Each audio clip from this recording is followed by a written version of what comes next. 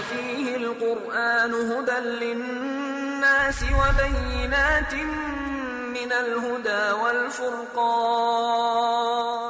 السلام علیکم ورحمۃ اللہ وبرکاتہ. الحمدللہ رب العالمین والصلاة والسلام علی رسولہ الکریم وعلی آلہ واصحابہ اجمعین، اما بعد. بسم اللہ الرحمن الرحیم. وقل جاء الحق وزهق الباطل ان الباطل كان زهوقا. بسم اللہ الرحمن الرحیم. رب اشرح لی صدری ویسر لی امری واحلل عقدۃ من لسانی یفقہوا قولی. میں سب سے پہلے اللہ سبحانہ و تعالیٰ کا شکر بجا لاتا ہوں. بے پایا درود و سلامتی ہو محمد مصطفیٰ صلی اللہ علیہ وسلم پر. محترم ناظرین کرام، گزشتہ 11 ایپیسوڈ میں قرآن مجید کے جو نام ہیں ان ناموں کی تشریح آپ کے سامنے پیش کرنے کی میں سعادت حاصل کر رہا تھا.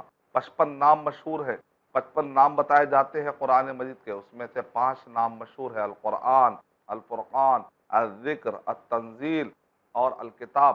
اور جو مشہور باقی کے اور بھی ناموں میں سے ایک نام جو شفا ہے، موعظت ہے، اس کا بھی میں نے آپ کے سامنے ذکر کیا. انشاءاللہ آج کے ایپیسوڈ میں ہم یہ جانیں گے کہ قرآن مجید کا ایک نام الحق بھی ہے، اور قرآن اور صحیح حدیث کے مقابلے میں جو کچھ بھی وہ باطل ہے.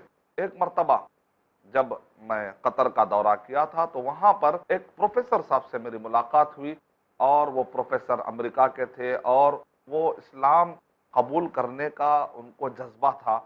تو انہوں نے مجھ سے کہا کہ آپ یہ کیسے ثابت کر سکتے ہیں کہ قرآن مجید میں کوئی کسی قسم کی تبدیلی نہیں ہوئی ہے اور باقی کی ہماری کتابوں کے اندر، ہماری بائبل کے اندر تبدیلی ہوئی ہے، آپ کیسے ثابت کر سکتے ہیں؟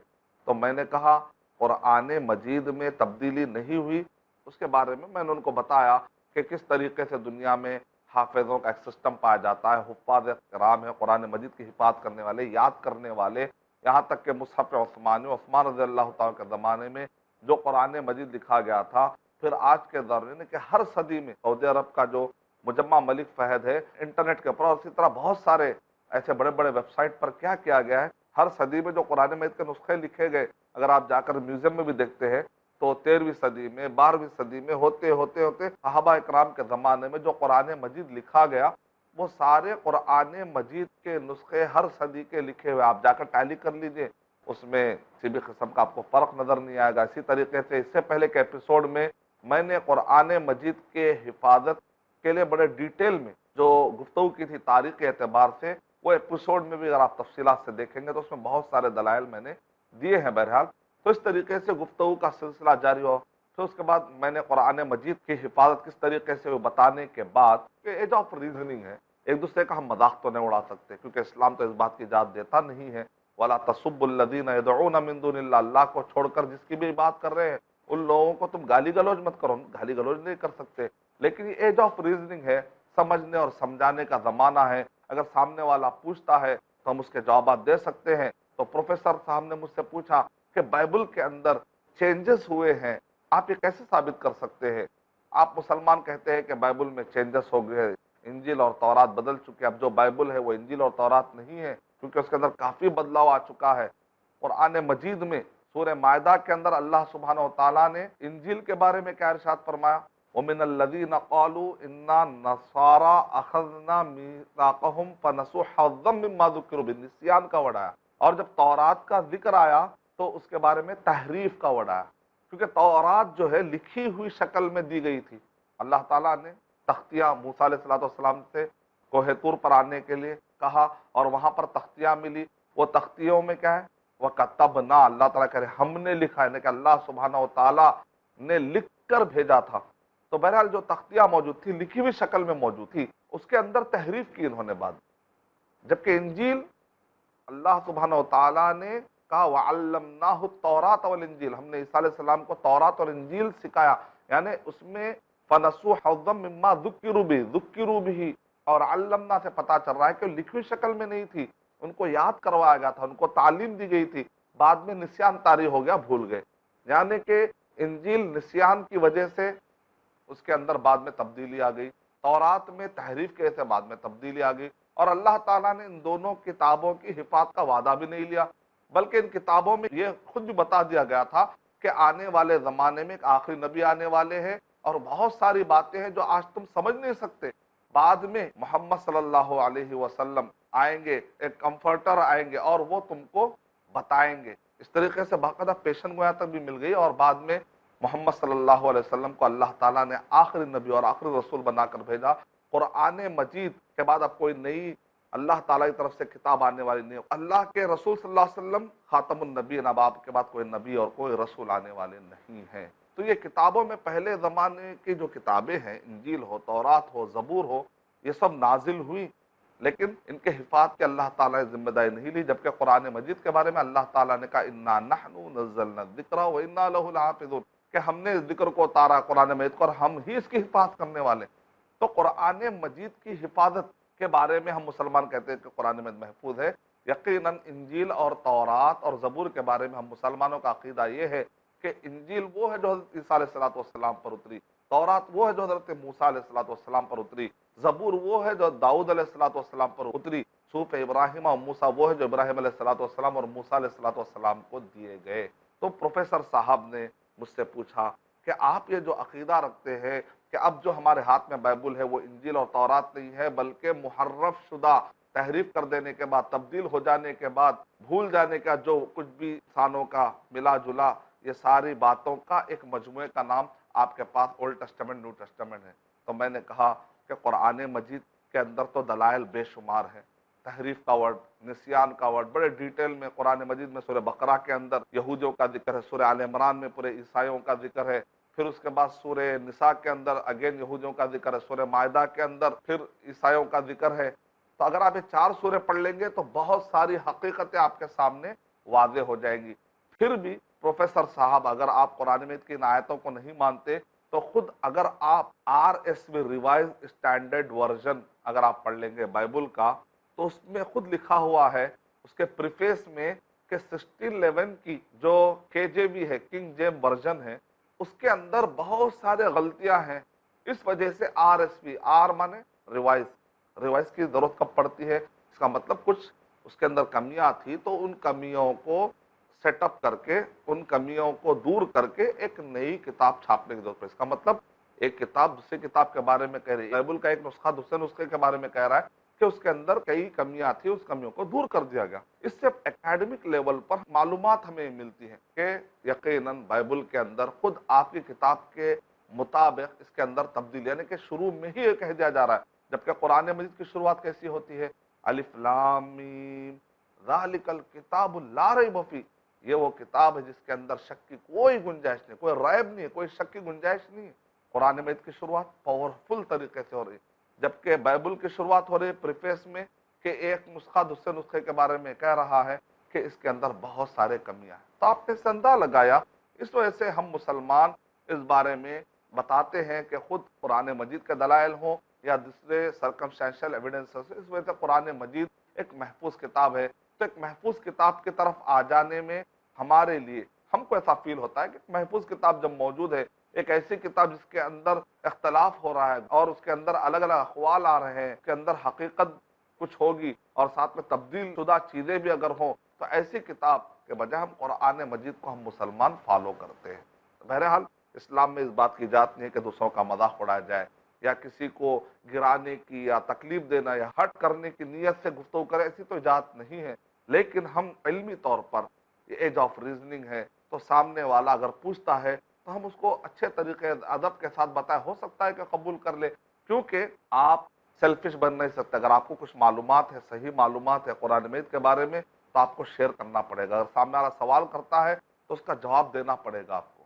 تو بہرحال جاء الحق وزهق الباطل، قرآن مجید اپنی جگہ پر ایک حق بک ہے۔ یہی وجہ ہے کہ آپ دیکھیں جب عرب کے لوگوں نے کہا کہ ہم نہیں مانتے کہ یہ قرآن مجید اللہ سبحانہ تعالیٰ کی طرف سے ہے، یہ حق بات نہیں ہے، بلکہ یہ محمد صلی اللہ علیہ وسلم کی اپنی طرف سے انہوں نے گھڑ لیا ہے، افطرا، محمد صلی اللہ علیہ وسلم نے اس کو گھڑ لیا ہے، حق بات نہیں ہے، حقیقت سے بہت بالاتر ہے۔ تو اللہ تعالیٰ نے ان کے لیے ایک ٹیسٹ دے دیا، اچھا اگر محمد صلی اللہ علیہ وسلم نے اس عربی زبان کے ذریعے سے انہوں نے قرآن مجید کو تیار کیا ہے، تو تم بھی تو عربی جاننے والے ہو، تمہارے پاس امرؤ القیس، تمہارے پاس بڑے بڑے سورما، بڑے بڑے شاعر آئے ہیں، عربی زبان کے شہسوار ہو تم۔ آپ جانتے ہیں قرآن مجید نازل ہونے سے پہلے عرب کے لوگ اپنے آپ کو عربی میں بڑے ماہر سمجھتے تھے۔ تو قرآن مجید جس دور میں بھی جیسا کوئی पावरफुल गिरोह होता था, उनके पास जो ताकत होती थी, अल्लाह ताला नबी को वैसे ही मौजज़ा देते थे। شهر رمضان الذي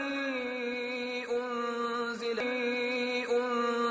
فيه القرآن. مثال کے طور پر موسیٰ علیہ السلام کے زمانے میں جادو کا غلبہ تھا بہت زیادہ، تو اللہ تعالیٰ نے موسیٰ علیہ السلام کو اس جادو کے توڑ والا معجزہ، ایسا معجزہ جس سے پتہ چل جائے جادوگروں کو کہ جادو میں کیا حقیقت تبدیل نہیں ہوتی۔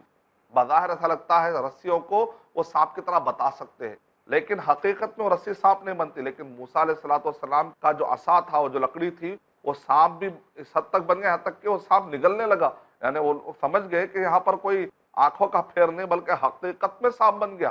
عیسیٰ علیہ السلام کے زمانے میں علاج اور طب کا بہت زور تھا، تو عیسیٰ علیہ السلام قم باذن اللہ کہتے تھے، اللہ کے حکم سے جب وہ ہاتھ لگاتے تھے یا اشارہ کرتے تھے تو وہ بیمار اچھا ہو جاتا تھا۔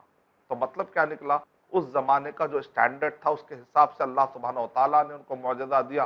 نبی اکرم صلی اللہ علیہ وسلم کے زمانے میں عربی کا بہت زیادہ غلغلہ تھا، تو اللہ تعالیٰ نے بھی قرآن مجید میں ان کو چیلنجز دیے ہیں۔ اس میں سے ایک جگہ پر چیلنج ہے، دیکھیں کس طریقے سے اللہ تعالیٰ نے قرآن مجید کی حقانیت کو ثابت کیا ان کے سامنے۔ سورہ بقرہ سورہ نمبر 2 کی آیت نمبر 23-24، وَإِن كُنتُمْ فِي رَيْبٍ مِّمَّا نَزَّلْنَا عَلَىٰ عَبْدِنَا فَأْتُوا بِسُورَةٍ مِّن مِّثْلِهِ۔ بھائی تم بھی انسان ہو، محمد صلی اللہ علیہ وسلم بھی انسان ہے، تم کو بھی عربی آتا ہے، محمد صلی اللہ علیہ وسلم کو بھی عربی آتا ہے، پھر محمد صلی اللہ علیہ وسلم جو عربی لا رہے ہو تو پھر تم ایسا قرآن میں کیوں نہیں لا پا رہے ہو؟ جیسا اللہ کا کوئی اور ثانی نہیں ہے تو اللہ کے کلام کا بھی ثانی نہیں ہو سکتا، کیونکہ قرآن مجید اللہ سبحانہ تعالیٰ کا کلام ہے، یعنی کہ اس کلام صفت ہے، اللہ تعالیٰ کا کوئی ثانی نہیں ہے تو اللہ کے کلام کا بھی کوئی ثانی نہیں۔ ویسے کچھ لوگوں نے کوشش بھی کی لانے کی، لیکن وہ لوگ ہار گئے، جیسا کہ مسیلمہ کذاب اور چند جھوٹی نبوت کا دعویٰ کرنے والوں نے کہا ہم بھی اس کا جواب لائیں گے، اور انہوں نے جواب لانے کی کوشش کی، جیسا کہ سورہ فیل کے اوپر انہوں نے جواب بنایا، الفیل ملفیل وما ادراک ملفیل لہو ذنب طویل لہو ذنب وبیل ولہو قرطوم طویل۔ ہاتھی رے ہاتھی، کتنا بڑا ہاتھی، تیری لمبی سونڈ اور بالوں سے بھری دم۔ تو مسیلمہ کذاب کے قبیلے والی عورتوں نے کہا یہ کلام لے جا کر اب تم سورہ فیل کے مقابلے میں پیش کرو گے، قرآن مجید کے مقابلے پیش کرو گے؟ ایسی کیا نئی معلومات دی تم نے؟ کس کو نہیں معلوم کہ ہاتھی کی سونڈ لمبی ہوتی ہے، اور کس کو نہیں معلوم کہ ہاتھی کو ایک دم ہوتے اس میں بال ہوتے ہیں؟ کوئی نئی انفارمیشن دی کیا؟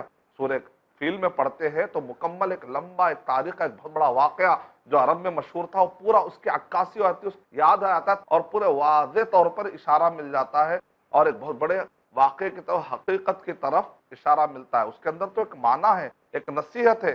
تمہارے اس عربی کے کلام میں کیا نصیحت ہے؟ قبیلے کی عورتوں نے روک دیا۔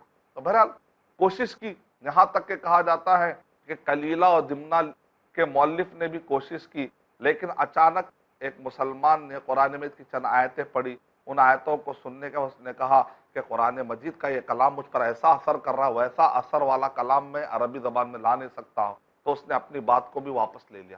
تو ہر دور میں کوشش کی، آج کے زمانے میں بھی انیس شوری صاحب نے کتاب لکھی الفرقان الحق۔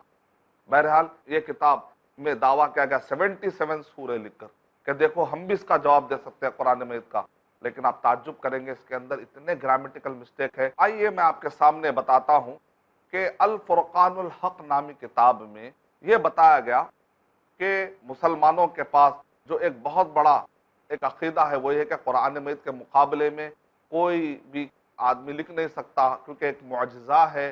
اعجز یعجز کا مطلب ہے اعجز، یعنی آدمی عاجز ہو چکا ہے، قرآن نے عاجز کر دیا انسانوں کو، یہ معجزہ ہے، یعنی کہ لوگوں کو عاجز کر دینے والی یہ کتاب ہے۔ تو انیس شوری صاحب نے کتاب لکھی عربی زبان میں اور یہ ثابت کیا الفرقان الحق کے نام سے کہ دیکھو میں نے مسلمانوں کے قرآن مجید کا جواب میں نے دے دیا، تم ایک سورہ کہہ رہے تھے، میں تو 77 سورے میں نے اس کے اندر لا دیے۔ بہرحال ایک مرتبہ میں نے ارادہ کیا کہ چلو ایک ایک سورے کو پڑھتے، اس میں گرامیٹیکل مسٹیک کیا ہے، سائنٹیفکلی اس کے اندر کیا کیا ایررز ہیں، ہسٹوریکلی اس کے اندر کیا کیا ایررز ہے، ایک ایک چیز دیکھنے کا پتہ چلا کہ یہ کتاب کہیں سے بھی قرآن مجید کے خلاف ٹھہر نہیں سکتی، کیونکہ اس کے اندر اتنے مسٹیکس ہیں، عربی میں اتنے مسٹیکس پائے جاتے ہیں۔ مثال کے طور پر سب سے پہلے جو ٹائٹل ہے اس پہ آپ غور کریے، الفرقان الحق کہہ رہے ہیں۔ الفرقان کہتے ہیں فرق کرنے والی کسوٹی، مثال کے طور پہ اسکیل ہے، اسکیل اسی کو اسکیل کہیں گے جو واقع صحیح ہو، الفرقان کا مطلب ہی ہے حق اور باطل میں فرق کرنے والی. اب اس کے اوپر آپ الفرقان الحق کہیں گے تو ضرورت نہیں ہے. ایک چیز الفرقان خود اتنا پاورفل ورڈ ہے، اس کے اندر ہی سچائی کو باطل سے جدا کرنے کا معنی خود بخود آ جاتا ہے. اس کے اندر الفرقان الحق کہہ رہے ہیں تو آپ حق کا اضافہ جو کر رہے ہیں یہ عربی گرامر کے حساب سے صحیح نہیں، کیونکہ عربی گرامر میں کہتے ہیں کہ ایسے الفاظ استعمال کرنا جس کا کوئی مطلب نہیں ہو، کوئی مقصد نہیں ہے. کثرت کلمات، کثرت الفاظ کو کہتے ہیں حشو الکلام. حشو الکلام مانے کلام فاضی، بیکار قسم کے ورڈ، گفتگو لمبی کرنا، کثرت سے گفتگو کرنا جس کے پیچھے کوئی مقصد نہ ہو، اس کے کلام کی عظمت کو گرا دیتا ہے. تو معنی ٹائٹل. اب جو کلام شروع ہو رہا ہے اس کے اندر جو بات شروع ہوئی، جو ورسز ہے وہ یہ ہے بسم الاب الواحد الاحدی الکلمتی الروحی مثلث التوحیدی و موحد التثلیثی. اس طرح کے ملتے جلتے اس میں کلمات ہیں. اگر آپ غور کر کے دیکھیں گے تو اس کے اندر کئی گرامیٹیکل مسٹیک ہے. وہ یہ ہے کہ شروع کرتا ہوں میں ابا کے نام سے، اور وہ ابا کیا ہے؟ ایک ہے. اب جینیٹک سائنس میں جب پڑھنے والا خبر کے طور پر اگر ابا کا ذکر آ رہا ہے تو بات سمجھ میں آ رہی، لیکن صفت کے طور پر آ رہا ہے ایک ابا، ٹھیک ہے بھائی چلیے ایک مرد واحد الاحد، ایک اکیلے ابا، پھر بھی بات سمجھ میں آ رہی. ابا یعنی کہ اتنے بھی ناجائز تعلقات ہوں لیکن بیٹا جو ہوتا ہے وہ ایک ہی باپ کا ہوتا ہے، کئی باپ نہیں ہو سکتے. یہ ہمیں جینیٹک سائنس پڑھنے سے پتا چلتا ہے. یہاں پر کیا ہو رہا ہے؟ ایک ابا، اکیلے ابا، تین کو ایک بنا دینے والا ہے ابا، ایک کو تین بنا دینے والا. اتنے زیادہ صفتیں ایک ابا کے بارے میں کہنے سے الٹا شک پیدا ہو جاتا ہے. تو بہرحال جینیٹک سائنس کے مطابق تو اتنے زیادہ صفتیں نہیں لانی چاہیے. دوسری بات یہ ہے کہ ایک ورڈ کی جو صفت ہوتی ہے جملے سے آ سکتی ہے کبھی کبھی، لیکن اس کے لیے بھی شرط یہ ہے کہ وہ حقیقت پر ہونی چاہیے، غیر حقیقی انداز میں نہیں ہونی چاہیے، تب جا کے وہ آ سکتی ہے. لیکن آپ غور کر کے دیکھیں کہ یہاں پر ایک ورڈ ہے بسم الآب الواحد، آب ابو، ابن الابو، لیکن اس کے لیے آ رہا ہے مثلث التوحیدی موحد التثلیثی.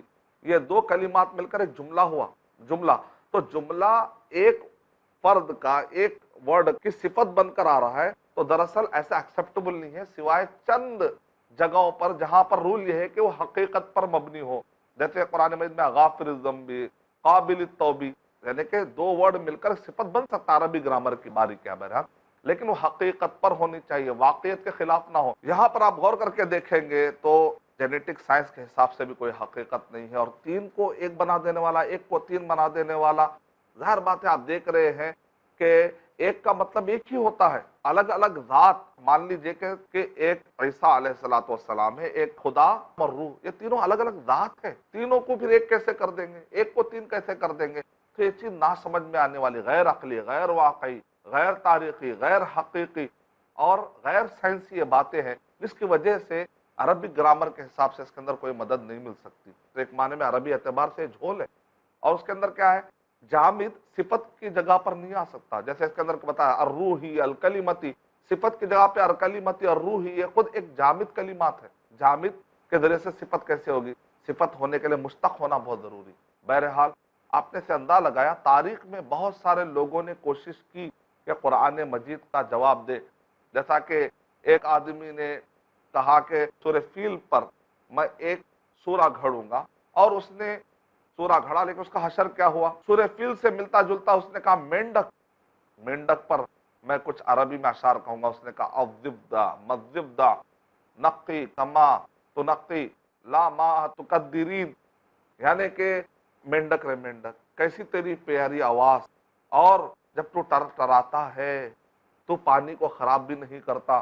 تو قبیلے کی عورتوں نے کہا مینڈک کی آواز کو تم ایسا پیش کر رہے ہو جیسا کہ کوئی سہانی آواز ہے، کوئی دل کو لبھانے والی کوئی بلبل کی آواز ہے. اس کی آواز سے تو ایک اریٹیشن ہوتا ہے کہ انسان کو مشکلات پیش آتی ہے، اور تم اس کو اس انداز میں پیرائے پیش کرو اور لے جا کر قرآن میں اس کا جواب دو گے. قبیلے کی عزت گر جائے گی. یعنی کہ اس زمانے کی عورتیں، قبیلے کی عورتیں ہی رکا دیا کرتی تھی، کہتی تھی کہ بھئی یہ قرآن میں اس کے مقابلے میں کوئی جواب بننے والی بات نہیں. یہی وجہ ہے کہ معلقہ مانے علقہ یعلق تعلیقا، وعلق یعلق معلق سے معلقات، یعنی وہ جو لٹکائے گئے کعبے پر لا کر لٹکاتے تھے اس آدمی کی شاعری کو جس کی شاعری زبردست ہوتی تھی اس زمانے میں. عرب کے جو شہسوار ہوتے تھے اپن کی شاعری میں وہ لوگ تنافذ اختیار کرتے ہیں، ملک الشعراء کا لقب دے دیا امرؤ القیس کو، اور ہوتے ہوتے ان کے اندر ایک ایسا بھی شاعر آیا معلق آقا جس نے قرآن مجید کے زمانے کو پایا، اور اس آدمی سے لوگ توقع رکھ رہے تھے کہ شاید کہ یہ جواب دے دے گا قرآن مجید کا، لیکن اس آدمی نے کہا لا الہ الا اللہ محمد رسول اللہ، یعنی کہ معلقہ لکھنے والے شاعر نے ہی خود اسلام قبول کر لیا۔ اس بات کی علامت ہے کہ وہ جانتے تھے کہ عربی شاعری کیا ہوتی ہے، اور یہ قرآن مجید کی جو عربی ہے سب سے الگ ہے، کیونکہ وہ شاعری انسانوں کی، اور قرآن مجید میں جو کلام ہے وہ انسان کا نہیں ہے بلکہ اللہ سبحانہ و تعالیٰ کی طرف سے۔ اس کو کہتے ہیں معجزہ، اس کو کہتے ہیں کہ حق وہ ہے جس کا دشمن بھی اعتراف کرے۔ قرآن مجید کی حقانیت اور صداقت کی تاریخ بڑی طویل ہے، گفتگو میں بڑی گہرائی ہے، میں چند باتیں آپ کے سامنے پیش کر رہا تھا۔ اللہ تعالیٰ سے میں دعا کرتا ہوں کہ اللہ سبحانہ و تعالیٰ مجھے اور آپ سب کو حق و باطل میں فرق کرنے والا بنائے۔ وآخر دعوانا ان الحمد للہ رب العالمین۔ السلام علیکم ورحمۃ اللہ وبرکاتہ۔